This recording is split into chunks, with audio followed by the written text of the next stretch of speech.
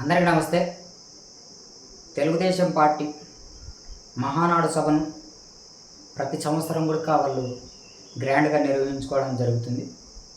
So అదేవిధంగా మిగతా పార్టీలు వైఎస్ఆర్ కాంగ్రెస్ పార్టీ ప్రతి సంవత్సరం కూడా ప్లీనరీ అనే సభను నిర్వహిస్తూ ఉంటారు. అదేవిధంగా బీఆర్ఎస్ పార్టీ కూడా ప్లీనరీ అనే సభను నిర్వహిస్తూ ఉంటారు. వీరితో పాటు జనసేన పార్టీ కూడా ప్రతి సంవత్సరం ఆవిర్భావ దినోత్సవం అని నిర్వహిస్తుంటారు. సో వాళ్ళ పార్టీలు పుట్టినరోజు కావచ్చు, వాళ్ళ కార్యక్రమాలకు సంబంధించి ప్రతి సంవత్సరం కూడా నిర్వహించుకోవడం జరుగుతుంది. సో అందులో భాగంగా తెలుగుదేశం పార్టీ ప్రతి సంవత్సరం మే నెలలో మహానాడు సభను నిర్వహించుకోవడం జరుగుతుంది. సో గతంలో తెలుగుదేశం పార్టీ మహానాడు సభను 2023-22 ఆ టైంలో కూడా నిర్వహించుకోవడం జరిగింది. 2022లో ఒంగోలులో మహానాడు సభను నిర్వహించడం జరిగింది. 2023 సంవత్సరంలో కూడా రాజమండ్రిలో మహానాడు సభను నిర్వహించడం జరిగింది. ఆ 2 సంవత్సరాలు కూడా మహానాడు సభను గ్రాండ్ సక్సెస్ చేసుకోవడం తెలుగుదేశం పార్టీ జరిగింది. ఆ టైంలో వైఎస్ఆర్ కాంగ్రెస్ పార్టీ అధికారంలో ఉండడం జరిగింది. తెలుగుదేశం పార్టీ మహానాడు సభకు వైఎస్ఆర్ కాంగ్రెస్ పార్టీ అధికారంలో ఉండడంతో వాళ్ళ సభకు వాళ్ళ కార్యక్రమానికి గవర్నమెంట్ బస్సులు కావచ్చు, ప్రైవేటు బస్సులు కావచ్చు, అలాగే స్కూల్ బస్సులు కావచ్చు, ఇలా వాళ్ళ కార్యక్రమానికి అటెండ్ అయ్యే కార్యకర్తలు, లీడర్లు, అభిమానులకు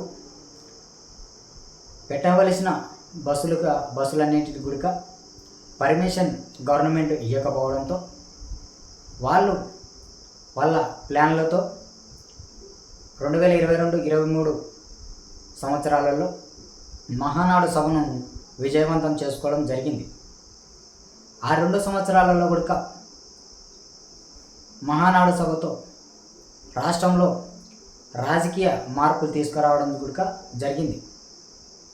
అయితే ఇప్పుడు 2024లో మహానాడు సభను నిర్వహించాల్సి ఉండగా 2024లో ఎలక్షన్ల టైం కాబట్టి రిజల్ట్ టైం కావచ్చు, ఇలా ఉండే సమయంలో మే నెలలో మహానాడు సభను నిర్వహించలేకపోయారు. అయితే ఇప్పుడు 2025లో మహానాడు సభను నిర్వహించాలని సిద్ధమవుతున్నారు, మే నెల 27-28 తేదీలలో. అయితే 2025లో మహానాడు సభకు నారా లోకేష్ బాబు గారు కార్యనిర్వాహక అధ్యక్షునిగా వ్యవహరించారన్నారు. గతంలో నారా చంద్రబాబు నాయుడు గారు మహానాడు సభకు కమిటీలను నియమించి కార్యక్రమానికి సిద్ధం చేస్తూ ఉండేవారు. అంటే వాటర్ సప్లైస్ కావచ్చు, భోజనాల సప్లై కావచ్చు, సభా ప్రాంగణం దగ్గర ఉన్న కమిటీ కావచ్చు, సభ పైన ఉన్న కమిటీ వాళ్ళు కావచ్చు, అలా వాలంటీర్ వ్యవస్థ కావచ్చు, ఇలా గతంలో నారా చంద్రబాబు నాయుడు గారు పార్టీ మహానాడు సభను ఆయన కమిటీల ద్వారా కొనసాగిస్తూ ఉండేవారు.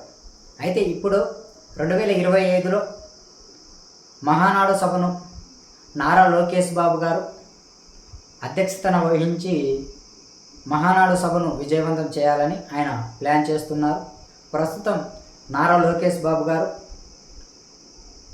తెలుగుదేశం పార్టీ జాతీయ అధ్యక్షునిగా కొనసాగుతున్నారు.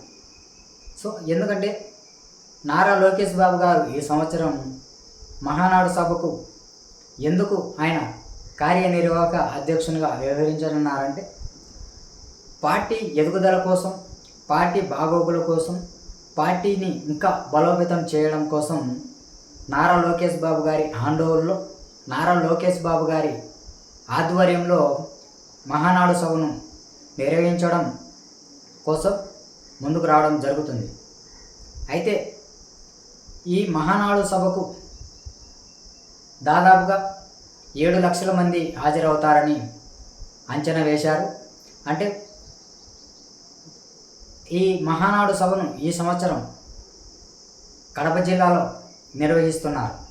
కడప జిల్లా సీకే దిన్నె మండలంలో నిర్వహిస్తున్నారు. అంటే చూడండి, వైఎస్ఆర్ ఫ్యామిలీ కంచుకోట అయినటువంటి కడప జిల్లాలో నిర్వహిస్తున్నారు మహానాడు సభను ఈ సంవత్సరం.